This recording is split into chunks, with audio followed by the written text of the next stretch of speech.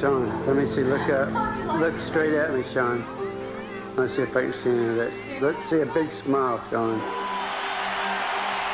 This big crowd, mostly in blue, and he swings. It's a high fly ball to deep left field. It is away out and gone. And the Dodgers win a big game. The Dodgers have made another move today in their roller coaster season. Well, after a year of instability both on and off the field, the Fox Group finally got something right in the front office. And today, the Dodgers hired former Orioles assistant general manager Kevin Malone. The 71-year-old Lasorda says the GM job is for a younger man. My wife felt that I should not be doing it, so I'm handing the baton to Kevin. Go, Shawn! Run, run, run! As Tommy would say, I feel truly blessed to be a Los Angeles Dodger. Kevin became general manager of the Dodgers in August 1998. He was gone probably 250, 270 days out of the year and worked overtime, and, you know, family became second. It's difficult because you're alone a lot. I would have liked to have someone around. I was lonely, and I was raising 2 kids by myself. As far as interacting, you know, on a daily basis with the kids, he wasn't there.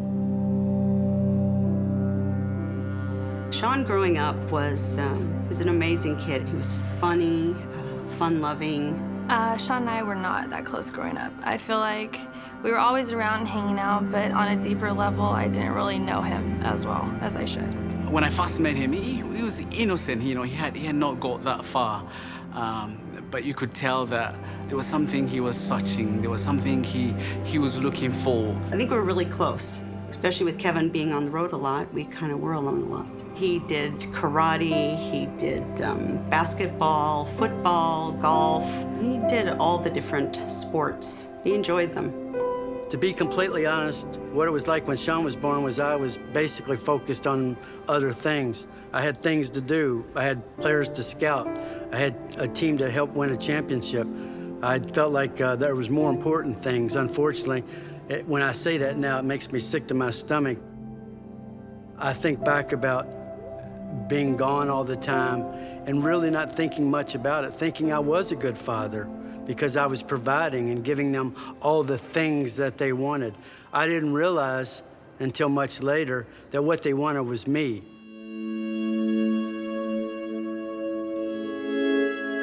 Shawn hid his lifestyle very well.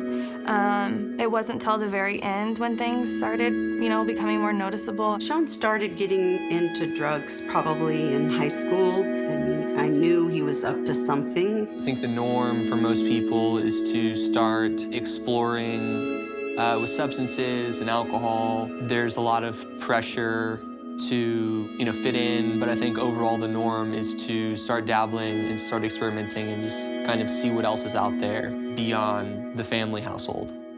When he got to USC, it was full-blown chaos. These are kids that had resources, had money, they had all the drugs, all the alcohol, so it escalated. How can we just do anything to not be with ourselves? Because I'm not comfortable just being, you know, me. The more that you do this, the greater your tolerance gets. And so that means you have to take more and more in order to achieve the same desired effect. That's why it's so dangerous, is because you're chasing a feeling. And I believe that the feeling that you're chasing is actually, you're seeking a spiritual experience. There's got to be something more going on. I don't think Kevin wanted to talk because, you know, I'm guessing it's my words, but there has to be some shame. I know in my friendship with Kevin, I know how much he cared about Shawn. And I know how much he loved him, how guilty he felt being gone when he was in baseball. And I'm sure he put a lot of the blame on himself, the fact that he was struggling with an addiction and didn't want anybody to know. Maybe me being gone so much created a loneliness or a void in his life that I wasn't the father that he needed. He totaled 4 cars in the span of about 4 or 5 years maybe, but never had a scratch on him. So he felt he was invincible, which is part of the problem with him. Being like me, living on the edge, feeling he was invincible, he was living like he didn't care if he died or not.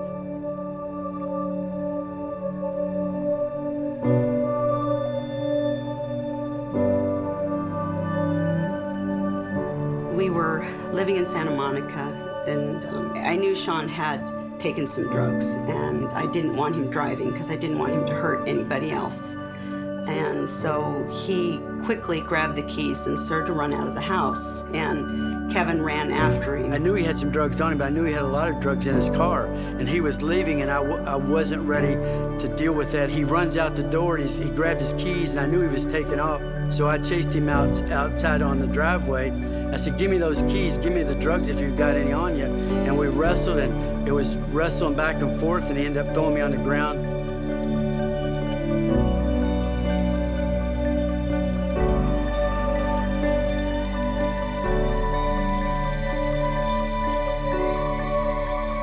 It was horrible because Kevin came in crying because he couldn't believe Shawn would do that to him, would, you know, just push him aside like that and go on for drugs.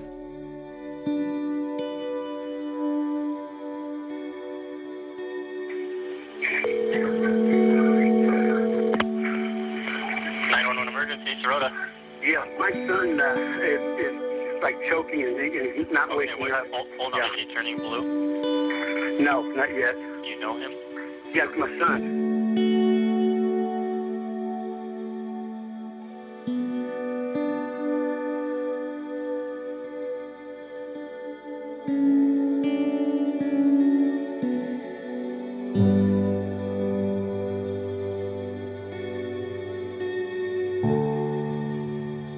I was on my way to England, and so I got a call from Mom. She said, hey, Peter, you need to come and say goodbye to Shawn. We don't know if he'll make it through the night. So I flew back, and I went to the hospital, and he was at St. John's, and he was just, you know, gone in some way. I'll never forget walking into the room and seeing Shawn laying in the bed with the tubes and lifeless. I believe they said once I got there that, you know, he had done drugs and he was unconscious and not breathing for a long time, so that there was a loss of oxygen to his brain. They told me, you know, that Shawn probably is not gonna make it. When I first saw Shawn in the hospital, it's one of those things as a dad where I've got my little girl with me, and my first thought is, wow, was she ready to see this? I didn't realize it was gonna look this bad. I wanted to cry. It was just so weird. I wasn't used to that. When I saw him, it was just like, looked like he was dead. So I went out into the waiting room and just started praying. I started calling every man of God, woman of God I knew, texting, emailing, pray for my son. The words were that we don't think he's gonna make it. Something's wrong, he's dying. Everything's shutting down. He's got pneumonia, all his vitals, they're shutting down. We don't think we can save him. We don't know what's gonna happen. It doesn't look good. So I'm not gonna stay in there and watch him die. It was kind of surreal in that I was doing something I had assumed at one point I'd have to do. These are MRIs obtained on Shawn from July 6, 2013 at St. John's Hospital. So these are all little strokes in his brain. These changes are consistent with what we would call an anoxic brain injury. At the time Shawn was in the hospital, he was the USC kid that overdosed, and across the hallway there was a UCLA kid that had overdosed. And it's unpleasant. When patients die, I don't sleep that night.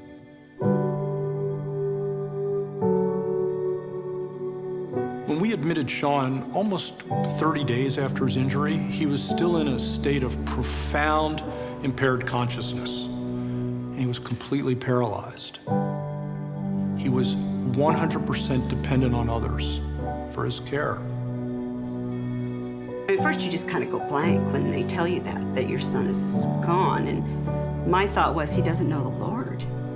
I can't imagine my son in hell. I mean, that's what really broke my heart, was that there was no hope for him if he couldn't come out of that.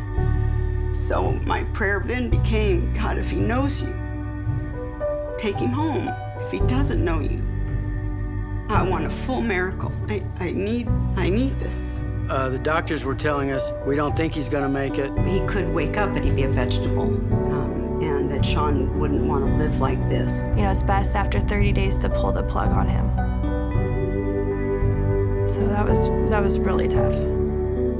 Unfortunately, when your life changes in a moment, the grief is unimaginable. 22 years old, it's just too young to die. And he swings. It's a high fly ball to deep left field. It is away out and gone. And the Dodgers win a big game.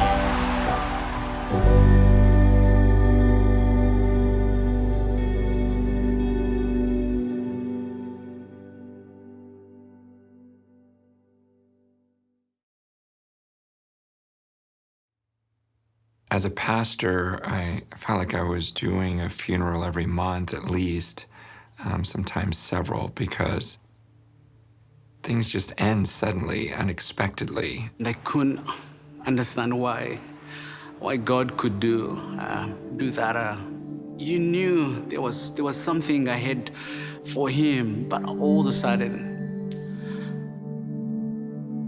you saw the end just right there in front of you. And that was really difficult for me, and to watch family that you'd known, that protected him, that loved him that much, that they had come to the end of his life. Shawn, let me see, look up. Look straight at me, Shawn. Let's see if I can see any of that. Let's see a big smile, Shawn. I remember Kevin praying that evening, and we're beside his bed. There was a tear that came out of Shawn's eye. Now, you have to understand, he's lifeless. The doctors are saying he's brain dead. There's nothing there. He's gone. He started crying. And it was weird. I thought he wasn't supposed to do anything. Then all of a sudden, like, tears were coming out of his eyes, and I was just like, wow. Any cough, any blinking of the eye, you know, there's textbooks that are gonna say it's just reactionary.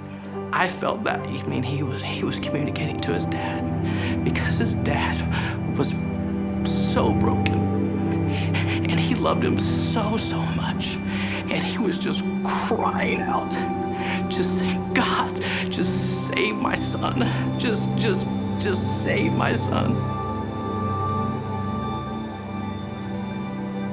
There was a tech in there with Shawn. They would talk to him just like he was, you know, there and able to speak back. And that's what happened. He spoke back to her, scared her to death.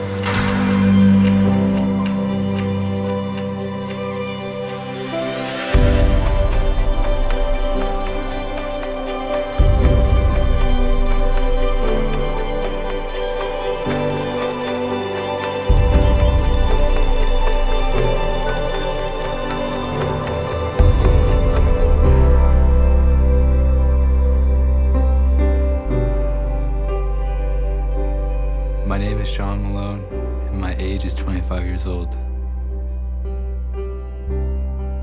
Back in college, I was getting straight A's and doing drugs at the same time. My parents said I was in a coma for 2 months. I didn't think I was broken, but I was back in the day. I thought there was a God, but I didn't have a relationship with him. There's many wonderful people that we know that have lost their children to drugs. So are we deserving? No. God just blessed our life to give us Shawn back. I saw him literally gone. All I could hear were machines. And to see him smile, walk, finish school, and go to church with us, I can't believe that he's here. I want to say thank you for my dad saving me when I was not breathing, and my mom for fighting so hard to just be with me every day. Amazing. What would you have done if I died? I probably would have died too. You know, the physical story of Shawn is great, but I think the spiritual story is so much greater and way, way more important. Because we're all gonna die. That's a guarantee. Now, spiritual life isn't a guarantee. Because once you die, it's over. The question is what comes after? And can you be sure of that? Did you see heaven? No, I did not. That would have been cool to see it, though, but I didn't. Well, a lot of people want to know what he saw in a coma, or if he saw God, or if he went to heaven. And really, Shawn saw nothing. God came down to Shawn. I was in the hospital. I was with my dad, and then I asked for forgiveness of my sins and asked Jesus Christ to come in my life. I was so close. The guy was amazing. That was like, he was my friend. Jesus is so different from all these other gods or religions. One, the fact that he reached down and lowered himself and suffered for my sake. And the other big one is that he says, I'm gonna die and I'm gonna rise from the dead. And then he pulled it off. And you think about the disciples who, I mean, they ran away when he was crucified. But then when they saw that he literally rose from the dead, now suddenly these men are filled with this courage, like he really does have power over death. So it's great that Shawn's walking around laughing, but it's far, far more important to me that he knows God now, and he's gonna be with him forever. You know, from what happens from here on in is fine with me. I can deal with, because I know where he's going.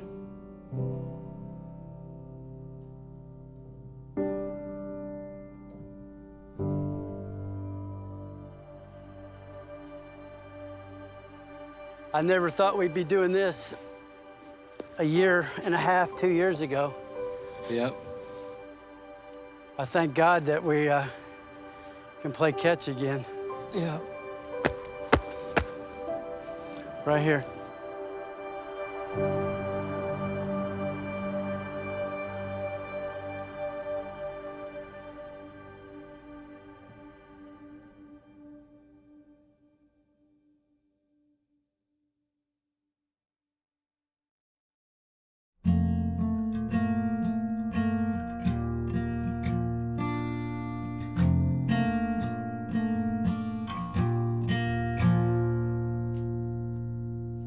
Morn came down and fought to promise brighter days, but the dark had filled the land he'd known, and no promise could be made. Some died for their king, some they died alone, emotionless and even now, is darkness perfect home.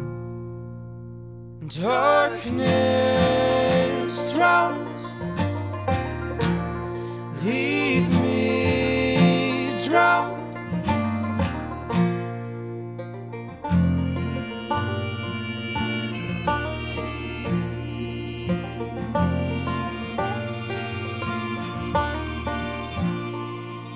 We mourn our morning's loss and alter now our gaze, for we cannot see the gardens glow nor the night between our days.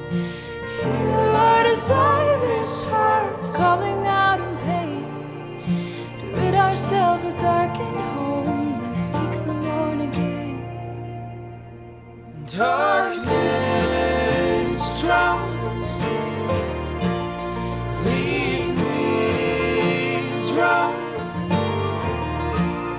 darkness drowns, leave me drown.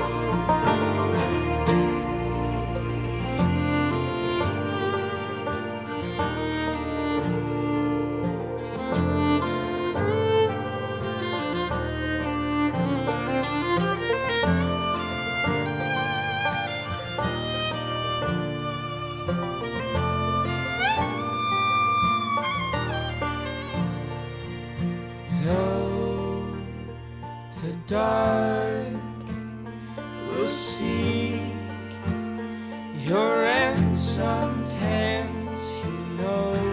You know the tide has blown his ship coming.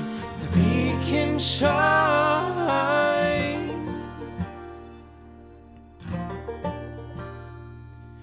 The morn came down and fought to promise brighter days.